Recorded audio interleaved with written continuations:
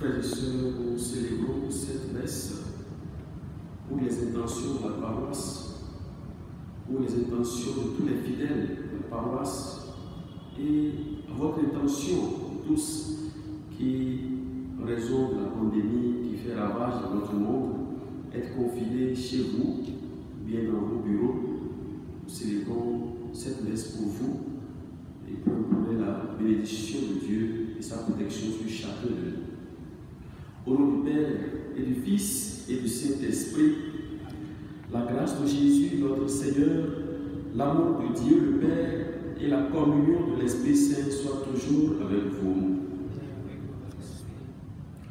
Préparons-nous à la célébration de l'Eucharistie en reconnaissant humblement que nous sommes de pauvres pécheurs. Implorons la miséricorde de Dieu. Je confesse à Dieu Tout-Puissant, je reconnais devant mes frères que j'ai péché en pensée, en parole, par action et par omission. Oui, j'ai vraiment péché. C'est pourquoi je supplie la Vierge Marie, les anges et tous les saints, et vous aussi mes frères, de prier pour moi, le Seigneur notre Dieu. Que Dieu Tout-Puissant nous fasse miséricorde, qu'il nous pardonne nos péchés et nous conduise à la vie éternelle. Seigneur, prends pitié. Seigneur, prends pitié. Ô Christ, prends pitié. Ô Christ, prends pitié. Seigneur, prends pitié. Seigneur, prends pitié. Prions le Seigneur. Dieu très bon, éclaire le cœur de tes fidèles qui se purifient dans la pénitence. Toi qui nous as donné le goût de te servir, ne reste pas sourd à notre prière. Par Jésus-Christ, ton Fils, notre Seigneur, notre Dieu, qui vit avec toi dans l'unité du Saint-Esprit, maintenant et pour les siècles des siècles. Amen.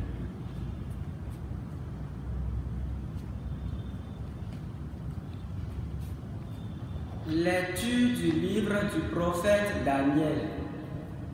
En ces jours-là, le roi Nabuchodonosor parla ainsi.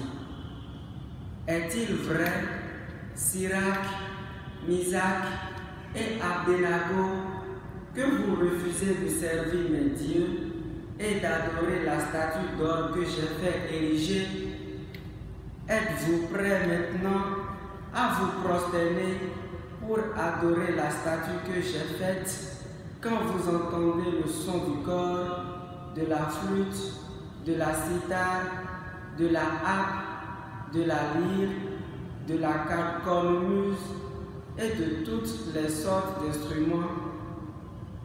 Si vous n'adorez pas cette statue, vous serez immédiatement jeté dans la fournaise du feu ardent.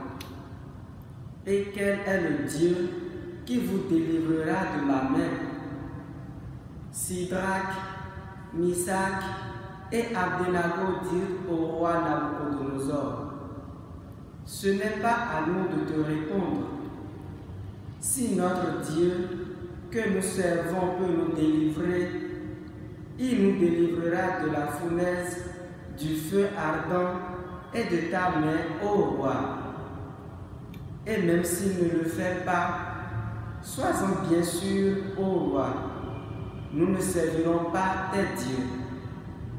Nous n'adorerons pas la statue d'or que tu as fait ériger. Alors, Nabuchodonosor fut rempli de fureur contre Sidrac, Misach et Abdenago, et son visage s'altéra. Il ordonna de chauffer la fournaise 7 fois plus qu'à l'ordinaire, puis il ordonna aux plus vigoureux des soldats de ligoter Sidrac, Misach et Abdenago et de les jeter dans la fournaise du feu ardent. Le roi Nabuchodonosor les entendit chanter. Stupéfait, il se leva précipitamment et dit à ses conseillers: nous avons bien jeté 3 hommes ligotés au milieu du feu. Ils répondirent: assurément, ô roi. Il reprit: eh bien moi, je vois 4 hommes qui se promènent librement au milieu du feu. Ils sont parfaitement indemnes, et le 4e ressemble à un être divin. Et Nabucodonosor s'écria: béni soit le Dieu de Sidrac, Misach et Abdenago, qui envoya son ange et délivra ses serviteurs. Ils ont mis leur confiance en lui et ils ont désobéi à l'ordre du roi. Ils ont livré leur corps plutôt que de servir et d'adorer un autre Dieu que leur Dieu. Parole du Seigneur. À toi louange, gloire éternellement. À toi louange, gloire éternellement. Béni sois-tu, Seigneur, Dieu de nos pères. À toi louange et gloire éternellement. Béni soit le nom très saint de ta gloire. À toi louange et gloire éternellement. Béni sois-tu dans ton saint temple de gloire. À toi louange et gloire éternellement. Béni sois-tu sur le trône de ton règne. À toi louange et gloire éternellement. Béni sois-tu, toi qui sondes les abîmes. À toi louange et gloire éternellement. Toi qui sièges au-dessus des kérubimes. À toi louange et gloire éternellement. Béni sois-tu au firmament dans le ciel. À toi louange et gloire éternellement. Gloire et louange à toi, Seigneur Jésus. Gloire et louange à toi, Seigneur Jésus. Heureux ceux qui ont entendu la parole dans un cœur bon et généreux, qui la retiennent et portent du fruit par leur espérance. Gloire et louange à toi, Seigneur Jésus. Le Seigneur soit avec vous. Et avec votre esprit. Évangile de Jésus-Christ selon Saint Jean. Gloire à toi, Seigneur. En ce temps-là, Jésus disait à ceux des Juifs qui croyaient en lui: si vous demeurez dans ma parole, vous êtes vraiment mes disciples. Alors vous connaîtrez la vérité, et la vérité vous rendra libre. Ils lui répliquèrent: nous sommes la descendance d'Abraham, et nous n'avons jamais été les esclaves de personne. Comment peux-tu dire, vous deviendrez libres? Jésus leur répondit: amen, amen, je vous le dis. Qui commet le péché est esclave du péché. L'esclave ne demeure pas toujours dans la maison. Le Fils, lui, il demeure toujours. Et si le Fils vous rend libre, réellement vous serez libre. Je sais bien que vous êtes la descendance d'Abraham, et pourtant vous cherchez à me tuer, parce que ma parole ne trouve pas de place en vous. Je dis ce que moi j'ai vu auprès de mon Père, et vous aussi, vous faites ce que vous avez entendu chez votre Père. Ils lui répliquèrent: notre Père, c'est Abraham. Jésus leur dit: si vous étiez les enfants d'Abraham, vous feriez les œuvres d'Abraham. Mais maintenant, vous cherchez à me tuer, moi, un homme qui vous a dit la vérité, que j'ai entendu de Dieu. Cela, Abraham ne l'a pas fait. Vous, vous faites les œuvres de votre Père. Ils lui dirent: nous ne sommes pas nés de la prostitution. Nous n'avons qu'un seul Père, c'est Dieu. Jésus leur dit: si Dieu était votre Père, vous m'aimeriez, car moi, c'est de Dieu que je suis sorti et que je viens. Je ne suis pas venu de moi-même, c'est lui qui m'a envoyé. Acclamons la parole de Dieu. Louange à toi, Seigneur Jésus. Au nom du Père et du Fils et du Saint-Esprit, bonjour frères et sœurs. Jésus continue sa discussion avec ses adversaires. Et au début de ce passage que nous venons d'écouter, il dit ceci: si vous demeurez fidèles à ma parole, vous êtes vraiment mes disciples, alors vous connaîtrez la vérité et la vérité vous rendra libre. De quelle vérité s'agit-il? Il s'agit d'abord de croire au fait que en Jésus-Christ, Dieu est présent en plénitude. Il n'est pas présent comme il est présent dans nos vies, mais c'est Dieu lui-même qui s'est fait homme et qui sera présent au milieu des hommes dans la personne de Jésus-Christ. C'est le premier aspect de la vérité que Jésus-Christ est et qu'il communique aux hommes. Le deuxième aspect, il communique aux hommes le fait que nous sommes des créatures de Dieu. Et de ce fait, nous sommes appelés à entretenir une relation de dépendance vis-à-vis de Dieu. Et cette relation de dépendance vis-à-vis de Dieu doit se baser sur ce qu'on appelle l'obéissance de la foi. La capacité à soumettre son intelligence, sa volonté, sa capacité cognitive, sa raison à la vérité que Dieu révèle sur lui-même et sur l'homme. C'est ça qu'on appelle l'obéissance de la foi. Abraham nous en donne l'exemple. C'est lui qui est notre père de la foi. Quand il s'est soumis à la parole que Dieu lui a donnée, il a appris cette parole comme vérité. Et Jésus, lui, il est cette vérité parce qu'il a dit: je suis le chemin, la vérité et la vie. Alors, toute personne qui croit en Jésus adhère et s'engage jusqu'à la racine même de son être à cette vérité. C'est-à-dire, il s'engage à vivre cette relation de dépendance vis-à-vis de Dieu. Il s'engage à vivre dans la fidélité et dans la radicalité. C'est en s'engageant à vivre dans la fidélité et la radicalité par rapport à cette vérité que Dieu nous révèle sur son mystère et sur nos mystères que l'homme est libéré. Il est libéré de la peur. Il est libéré de l'esclavage du péché. Il est libéré de l'idolâtrie. Il est libéré de ce qu'on appelle le que me fera-t-on, le qu'en dira-t-on, le que deviendrai-je, le de quoi mon avenir sera fait. Il est libéré de tout cela. Et nous voyons dans la première lecture l'exemple des 3 jeunes hommes qui étaient en exil, en milieu païen, à qui on voulait imposer de rendre un culte à une idole. Et nous voyons que ces jeunes hommes-là étaient vraiment des êtres libres. Dans leur relation, ils étaient vraiment libres. Et cette liberté leur a permis de manifester leur fidélité, leur radicalité à Dieu. Ils ont mis leur confiance en Dieu de façon absolue. Et ça n'a pas raté. Dieu a permis qu'ils soient jetés dans la fournaise de feu, parce qu'il aurait pu empêcher ça, mais il a permis ça parce qu'il veut démontrer aux païens que c'est lui qui a créé le feu. Alors il va envoyer ce qu'on appelle l'ange du feu.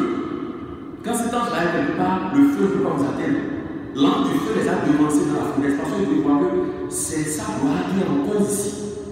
L'ange du feu les attendait. Et quand ils ont été jetés dans la fournaise, l'ange du feu a transformé la fournaise du feu en un lieu climatisé, en un paradis. Le feu n'a pas pu avoir son effet sur leur vie. Au contraire, ils étaient en train de louer le Seigneur. Ils étaient en train de chanter sa gloire. Alors, le roi, ébahi, paralysé de tête d'étonnement, lui a de confesser sa foi en ce Dieu en qui ces 3 notions et leur foi. Alors, nous aussi, nous devons savoir, est-ce que nous sommes vraiment libérés? Est-ce que nous avons accueilli Jésus-Christ comme la vérité? Est-ce que nous avons adhéré à cette vérité jusqu'à la racine de notre être, au point d'être totalement libre pour dire non à l'idolâtrie, non au sécrétisme, non à tout ce qui nous a servi? Demandons au Seigneur de nous accorder cette grâce. Il y a plein de gens qui sont paralysés par la peur. Nous vivons une crise, la pandémie, la Covid-19. Il y a des mesures qui ont été prescrites et nous sommes invités à observer scrupuleusement ces mesures. Mais au-delà de ces mesures, nous sommes invités à ne pas laisser la peur paralyser. Nous sommes invités à adhérer à la vérité, à la vérité, en sachant que c'est Dieu en fait qui nous protège au-delà de tout. Mettons notre confiance en lui, comme ces 3 jeunes hommes œuvre qu'il a fait de lui, dans l'obéissance de la foi, et il nous sauvera, qui nous sauve de cette pandémie, lui qui est Dieu pour les siècles des siècles. Amen.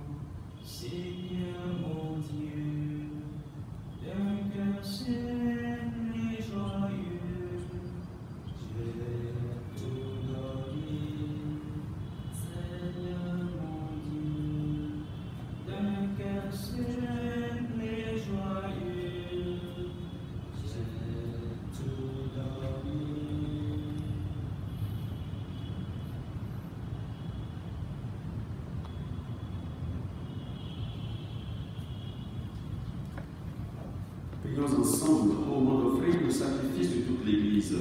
Pour la gloire de Dieu, le salut du monde. Accepte, Seigneur, les présents que nous voulons te consacrer. Tu nous les as donnés pour qu'ils soient offerts à ta gloire et pour qu'ils assurent notre guérison. Par Jésus, le Christ, notre Seigneur.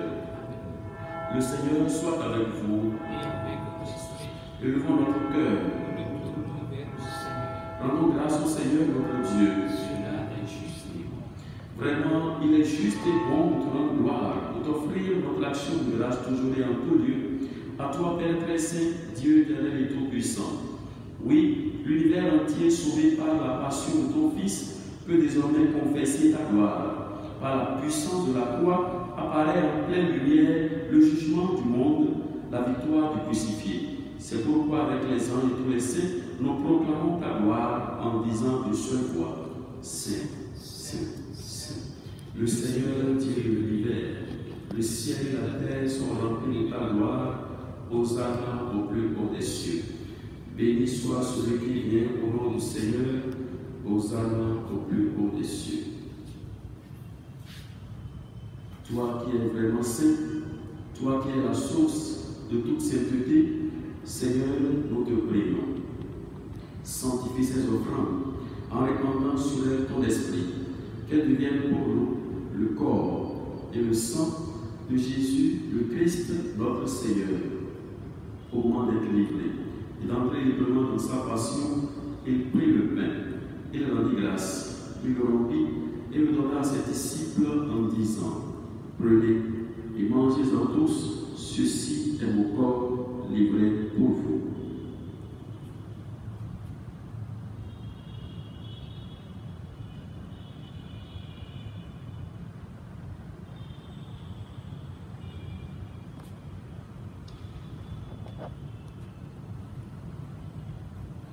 De même, à la fin du repas, il prit la coupe.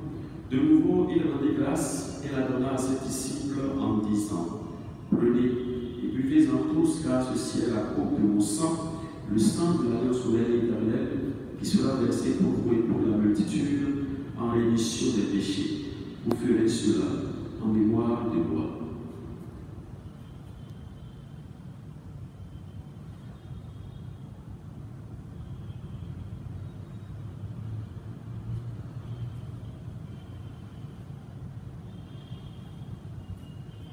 Il est grand le mystère de la foi. Nous proclamons ta mort, Seigneur Jésus. Nous célébrons ta résurrection. Nous attendons ta venue dans la gloire. Faisons d'ici mémoire de la mort et de la résurrection de ton Fils, Nous t'offrons, Seigneur, le pain de la vie et la coupe du salut, et nous te rendons grâce car tu nous as choisis pour servir dans ta présence. Humblement, nous te demandons qu'ayant part au corps et au sang du Christ, nous soyons rassemblés par l'Esprit Saint en un seul corps. Souviens-toi, Seigneur, de ton Église répandue à travers le monde. Fais-la grandir dans ta charité avec le pape François, notre évêque Roger, et tous ceux qui ont la charge de ton peuple. Souviens-toi aussi de nos frères et sœurs qui se sont endormis dans l'espérance de la résurrection. Souviens-toi de tous ceux qui ont été victimes du Covid-19. Souviens-toi de toutes les âmes du purgatoire et de tous les hommes, de toutes les femmes qui ont quitté cette vie. Reçois-les dans ta lumière auprès de toi. Sur nous tous, en fait, nous implorons ta bonté. Sur toutes les familles affectées par cette pandémie, sur tous les agents de santé qui s'activent à prodiguer des soins aux malades, sur ceux qui sont des centres de décision. Sur chacun de nous implorons ta bénédiction et ta protection. Permets qu'avec la Vierge Marie, la glorieuse Mère de Dieu, avec ces vous êtes très chaste époux, avec les apôtres et les saints de tous les temps qui ont vécu dans ton amitié, nous ayons part à la vie éternelle et que nous chantions ta louange par Jésus-Christ, ton Fils bien-aimé.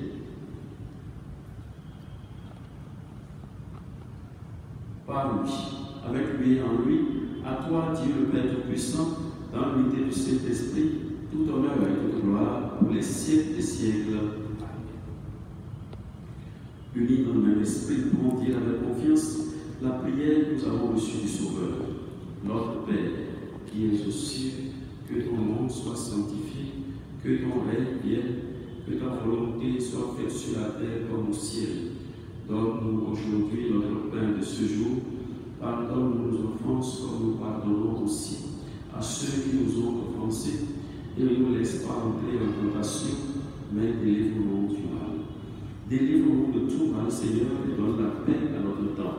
Par ta miséricorde, libère-nous du péché, rassure-nous fort devant les épreuves, en cette vie où nous espérons le bonheur que tu promets et l'avènement de Jésus-Christ, notre Sauveur. Car c'est à toi qu'appartient le règne, la puissance et la gloire pour les siècles des siècles. Seigneur Jésus-Christ, tu as dit à tes apôtres, je vous laisse la paix, je vous donne la paix. Ne regarde pas le péché de la foi de ton Église, pour que ta volonté s'accomplisse. Donne-lui cette paix et conduis-la vers l'unité parfaite, toi qui règnes pour les siècles des siècles. Que la paix du Seigneur soit toujours avec vous. Agneau de Dieu qui enlève le péché du monde, Prends pitié de nous. agneau de Dieu qui enlève le péché du monde, Prends pitié de nous. agneau de Dieu qui enlève le péché du monde. Donne la paix.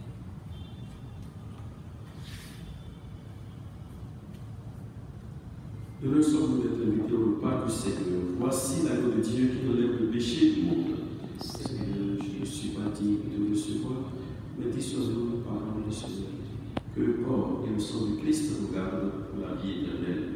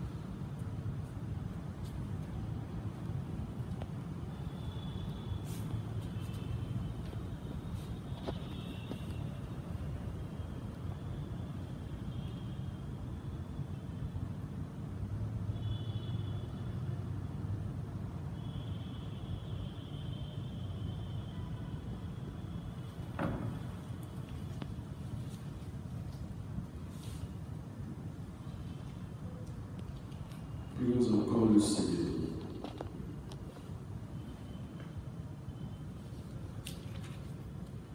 Que cette communion à tes mystères, Seigneur, nous procure la guérison que toi seul peux donner.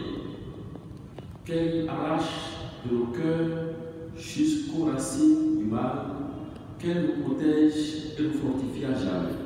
Par Jésus le Christ, notre Seigneur. Prière de conférence épiscopale d'Afrique et Madagascar pour arrêter la progression du coronavirus.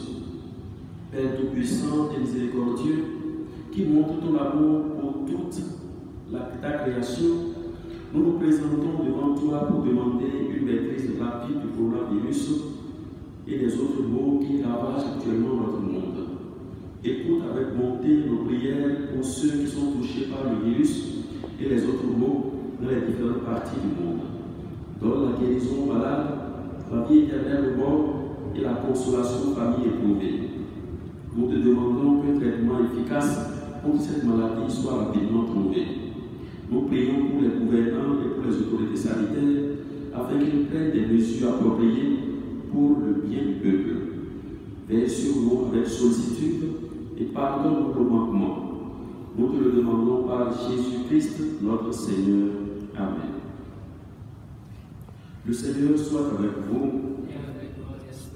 et que Dieu Tout-Puissant nous bénisse et nous garde, le Père, le Fils et le Saint-Esprit. Allez dans la paix du Christ. Agréable journée.